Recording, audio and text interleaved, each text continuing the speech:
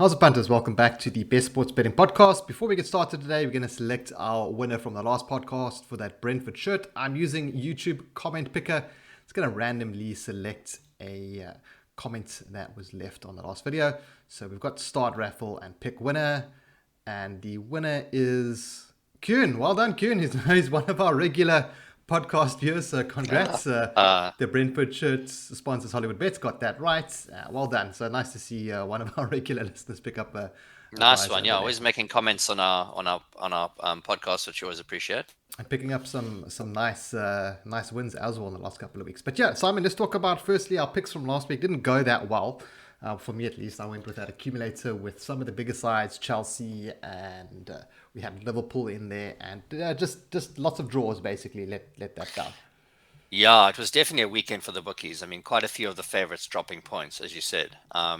Perhaps the biggest upset, I guess, being the 4-0 drubbing that United got at the hands of Brighton. I was actually quite surprised to see the Seagulls have snuck into the top half of the table now, after quite a wishy-washy season, I think.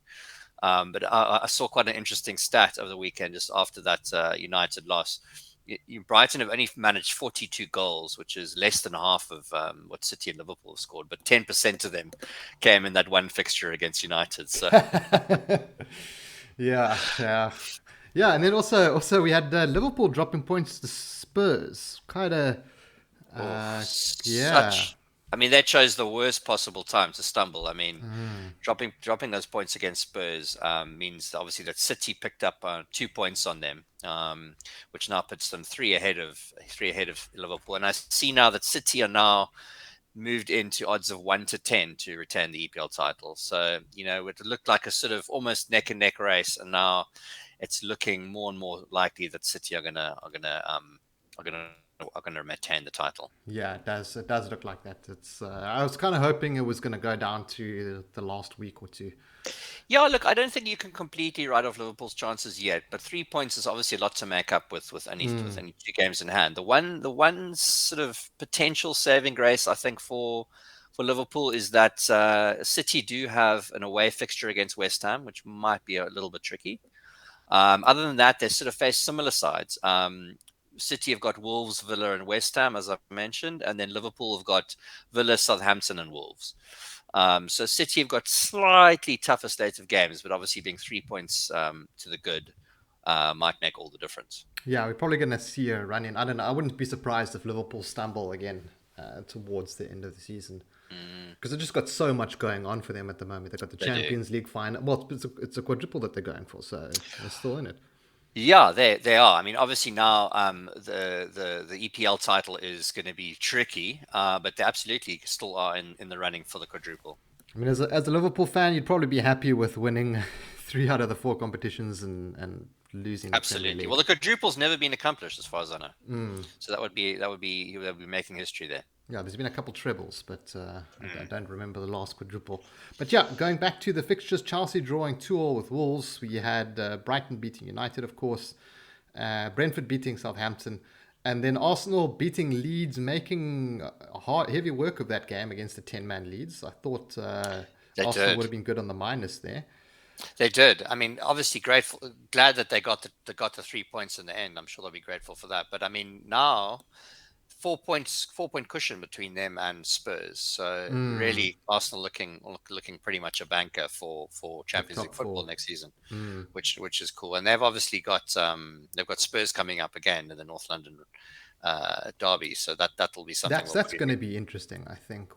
Especially, I mean, look, Spurs can pull up or grab 3 points back there, and I don't think Arsenal in the best form. Yes, they've been picking up wins, but I think their kind of form has started to drop a little bit. But we'll see what happens in that one. We'll chat about it in a bit.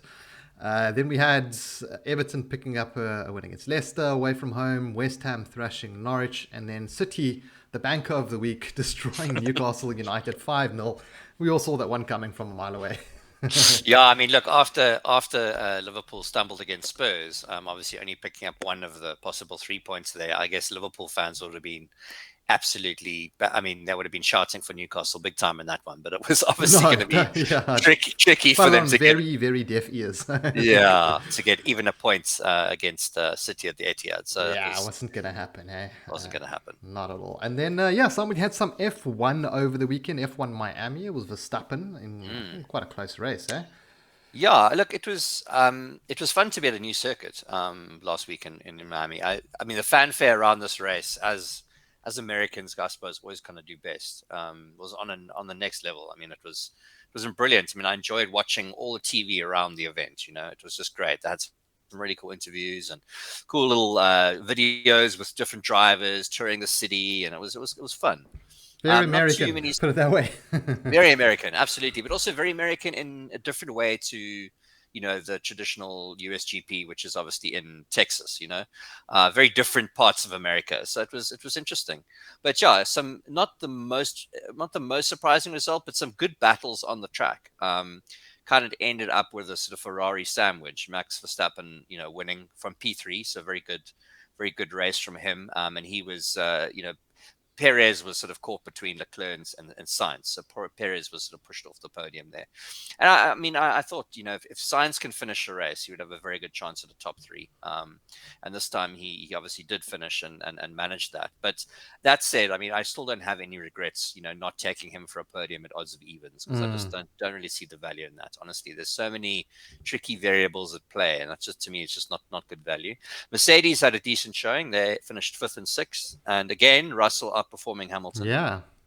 And I actually was looking back because I was interested. I couldn't remember the last time, or if at all, Hamilton had beaten him. And it was only the very first race in Bahrain that Hamilton finished above Russell. So that's now 5 in a row that Russell has finished above Hamilton.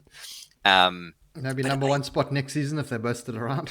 yeah, who knows? But I must say, Hamilton's really turned into a bit of a whinger. I mean, He's always I been a don't. bit of a whinger, in my Oh, opinion, though. I mean, I kind of, I suppose one of the few Formula One fans that kind of feel a bit sort of neutral towards him. I'm not a huge fan. I don't really, I think he's all right. But I thought he was quite rude to his team on the pit wall. I mean, he was, they asked him if he wanted to come in for a pit stop, which is, sure, not drivers don't always make those decisions, but if they put the ball in your court, Yeah. there's nothing wrong with that. And he got so rude, and he just said, "Oh, how can you ask me, when if I want a box?" So I think the frustration of kind of not being competitive overall and also finishing behind George Russell almost every weekend is sort of starting to chip away at his self-confidence a bit. Yeah, it's a huge fall, and he has complained a lot when things haven't gone his way in the past. So I'm also fairly Yeah, neutral, and I'm not a huge fan. I didn't used to like him, but I respect his amazing driving yeah. talents. But always when I'll things tell you. didn't go his way, he'd kind of moan. I'll tell you what, going forward, I mean, if I could find a bookie that can give me odds on Russell over Hamilton, in a sort of match market, I'll have a piece of that. I think you might Although I find that at doubt Bet.co's. They used to have those head-to-head matchups. they did, and I haven't actually looked into those markets this season, but I must have a look. Although I doubt the bookies will actually have Hamilton much of a favorite anymore. I'm sure, obviously, in the Hmm. earlier parts of the season, I reckon you're probably going to get 8 to 10 on Russell or on Hamilton and even money on Russell or something. So it might still be slight odds against, but I think with obviously five wins for Russell over Hamilton in a row, the odds are probably going to be much more of a coin flip than they used to be. There still might be a bit of value there backing Russell just based on what's been happening this season. Yeah, and also just looking at some of the past fixtures that we've had, Simon, is the Madrid Open. That was another one that you wanted to touch on. Yeah, Some little bit yeah. of So tennis.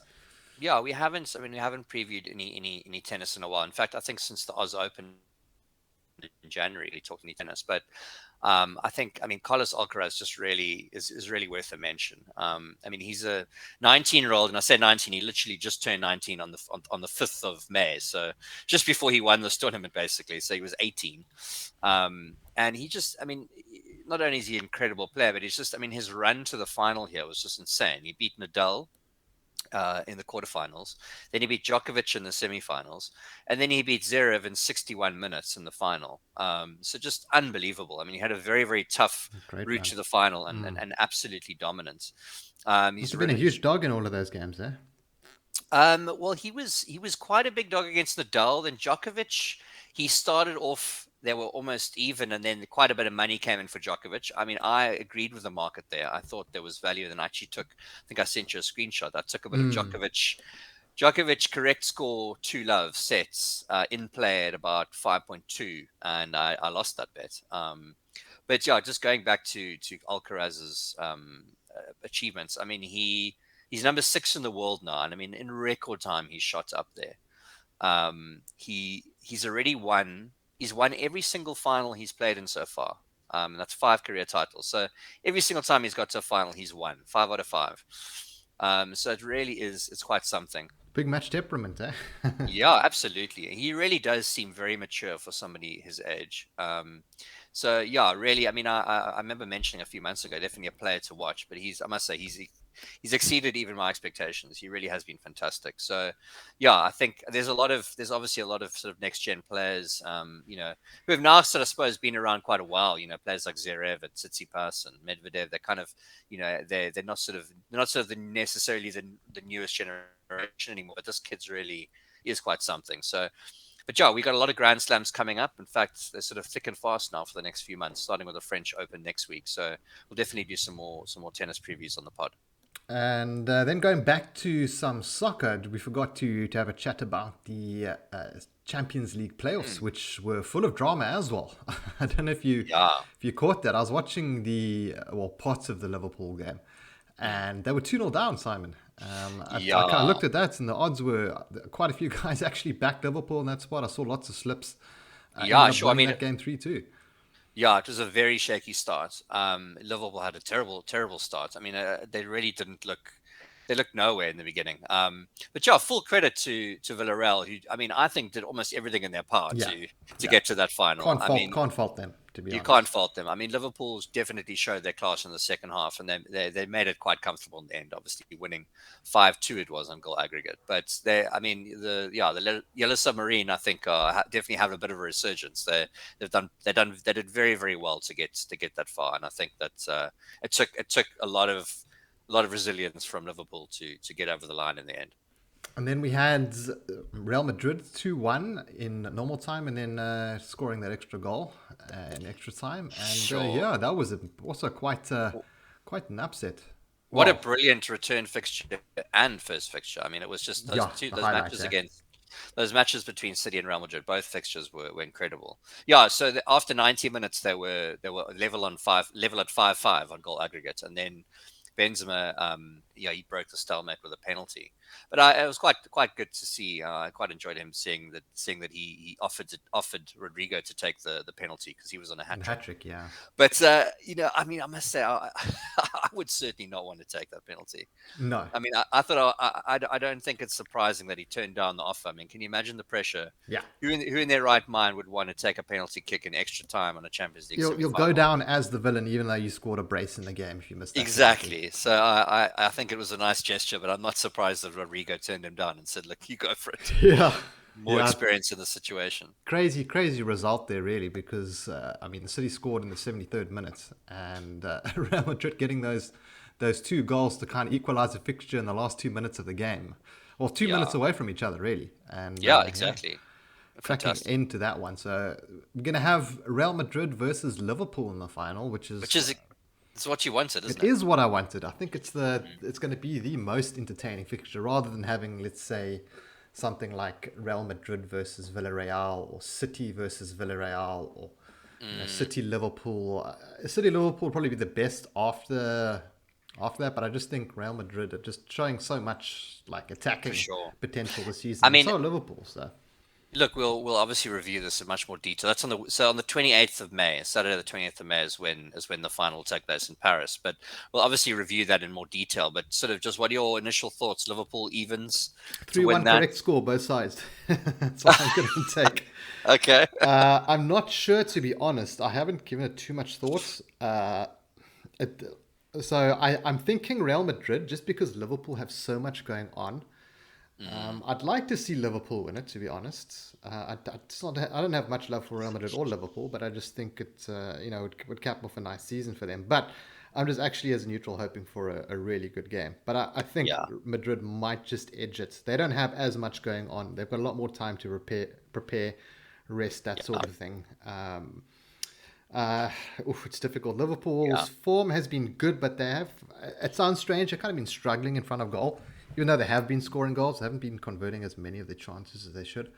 Mm. So it's going to be interesting to see. And then we've also got Benzema, who's just in the form of his life at the moment. That's going to be interesting to see He's as going to well. be a factor for sure. So going to be a cracker of a match, and we'll chat about that one in probably like 2 weeks' time, closer to the Yeah. fixture. But we do have the FA Cup final coming up. It's kind of like the Liverpool show today. It's City taking on Liverpool. What are your thoughts on that one, Simon? Yeah, well, funny enough, it's a replay of the Carabao Cup. The EFL, which The is Joke Cup, Liverpool's the first, Mickey Mouse Cup. Yeah. Liverpool's first title of the season. So a complete replay, and I don't know if you remember that, but Chelsea, Liverpool won on penalties with 22 kicks. It was one of those long penalty shootouts. This was back in February. So yeah, quite interesting that those two teams meet again. And interestingly enough, the last three matches between Liverpool and Chelsea have ended in a draw after 90 minutes. Um, but one thing I find quite interesting from an odds perspective is that Liverpool are even money for this Sorry, fixture as Chelsea well. versus Liverpool. What am I saying? Why was I saying City? Apologies. Yeah. Yes, yes. So the last three matches between Liverpool and Chelsea have actually ended in a draw after 90 minutes. But they're the same odds in this fixture, Liverpool, as they are against Real Madrid, which I find quite interesting considering the form of the two teams. Because I think Chelsea are certainly a team which are struggling a little bit at the moment, and Real Madrid are in the form of their lives. Also, I mean, not only playing well in the Champions League, but absolutely romping through La Liga. So I was quite interested. I mean, I would much rather back Liverpool to beat Chelsea than Liverpool to beat Real Madrid at the same odds. So I find that quite I'm. intriguing. This is a difficult one for me to call. I think the values lies with Chelsea, except their form has just been atrocious at the moment. Mm, But they do have that sort of big match temperament. Um, it's very difficult to call. I think a draw is probably the what I'm going to go for. Maybe yeah. both teams to score. I think 1.73 on that looks pretty tempting, and just stay away from who's going to win by taking that one. Yeah, so look, obviously Liverpool will definitely want to win this for the chance of that quadruple, if they can still somehow pull off the EPL and the Champions League. But yeah, I'm not sort of completely sold on a bet in this one. I just thought it was quite interesting to me. I would rather back Liverpool here. Look to me a slightly safer bet than the Champions Yes, League final at the yes. same odds. So Sorry, some technical issues there, but Simon was just saying that he fancies Liverpool to beat Chelsea in this one rather than in the Champions League. So it's the safer bet. But Simon's back with us now. So yeah, anything more to add to the FA Cup final? yeah, no, nothing really. I'm just hoping we get a game as good as the last encounter, or cup encounter between these two teams. Yeah, as I mentioned, I mean that was the most crazy penalty shootout I think I've ever seen. It was 11 total kicks to decide the winner. So yeah, as I said, I'm not completely sold on a bet in this one, but I see. I mean, Liverpool look a safer bet here against Chelsea than they do against Real Madrid at the same odds. So more of an observation than a strong lean, I Okay. think. And then on to some Premier League, which is actually Liverpool again tonight. They're taking on Aston Villa, Yeah. Stevie G. And yeah, 1.46, pretty decent price in Liverpool, to be honest. Yeah, not too bad. I thought so as well. I think they do look a little bit of value there, but I can almost I'm gonna garden a limb here and say that you're gonna back Arsenal to beat Newcastle at about 1.85, right? Absolute Is that gonna be your banker. best bet? Absolute banker.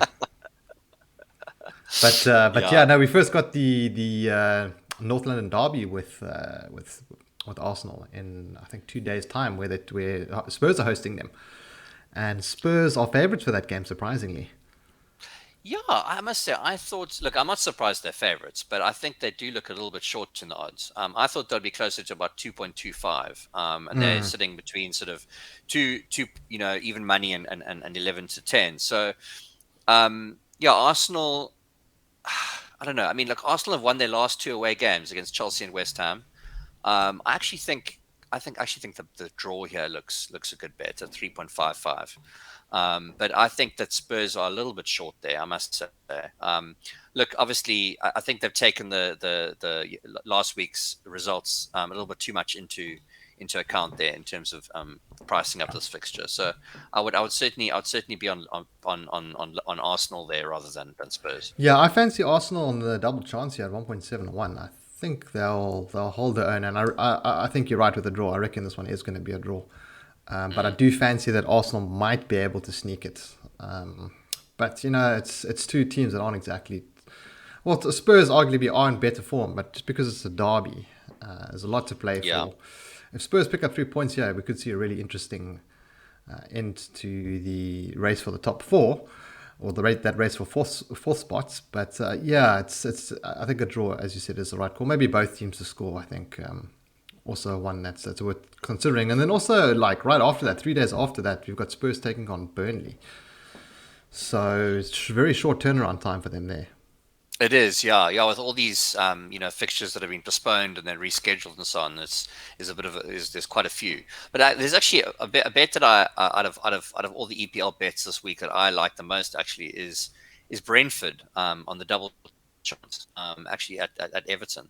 I mean, I think there might even be a win here, to be honest. But I'm sorry, I'm going to bet against Frank Lampard's Everton. I mean, I just think that they might be on the verge of saving themselves, but I think getting with the draw here on Brentford, getting the draw on side and backing them on the double chance at 1.77 looks a good bet to me.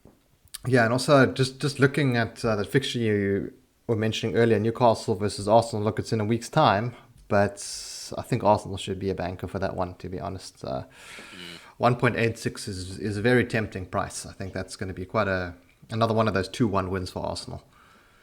Sure. So I'm not. Yeah, it's difficult. That Spurs game, I keep going back to it, but I just can't pick Spurs there. I hear you.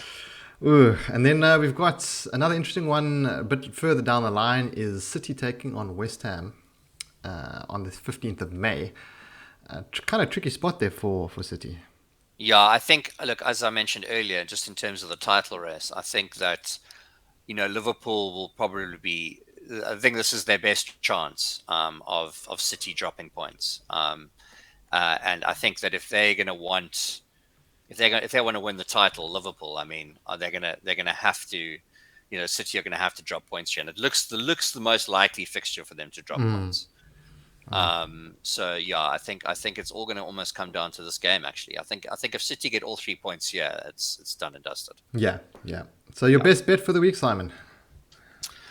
My best bet for the week. I must say I'm struggling again this week to find something that really, really stands out to me. But I'm gonna go on a limb and take that Brentford double chance against Everton. I just think that Everton have not proved nearly enough to be sitting around evens playing at home against any team. So I honestly, and Brentford have been decent as well. And, good form recently.